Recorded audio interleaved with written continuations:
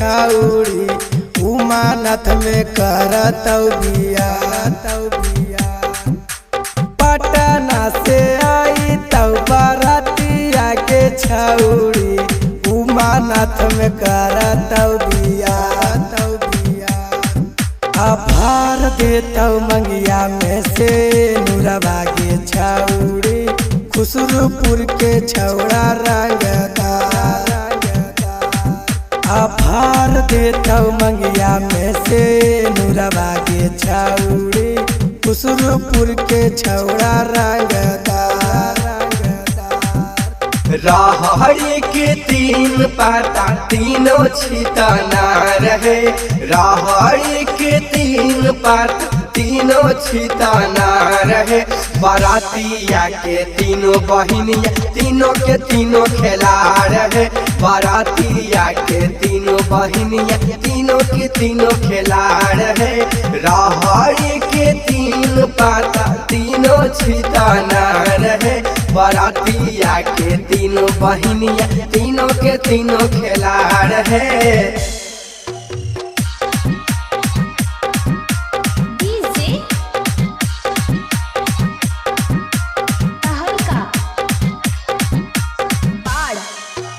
बाढ़ से लैतौ मलिया घर से माला बागे छौड़ी गलावा में देतौ पहिना।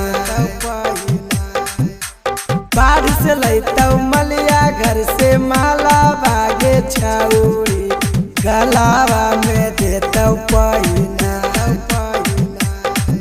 आभार देतौ मंगिया में से नुरबा के छौड़ी में करा के छौड़ा रंगदार। आभार देतौ मंगिया में से नुरबा के छौड़ी में करा के छौड़ा रंगदार। दिनों भर के थकल बरतिया गुलड़ तोड़ी खात गे। दिनों भर के थकल बरतिया गुलड़ तोड़ी खात गे। गुल्लड़ पर से गिरल बरतिया टूटल दोनों दांत गे। गुल्लड़ पर से गिरल बरतिया टूटल दोनों दांत गे। दिनों भर के थकल बरतिया गुल्लड़ तोड़ी खात गे। गुल्लड़ पर से गिरल बरतिया टूटल दोनों दांत गे।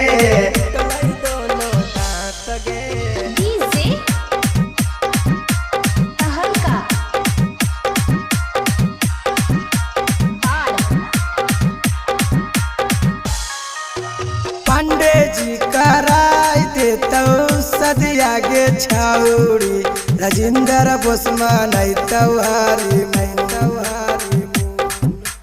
पांडे जी कराई देतौ सदिया गे छौड़ी राजेंद्र बोसमान तौहारी।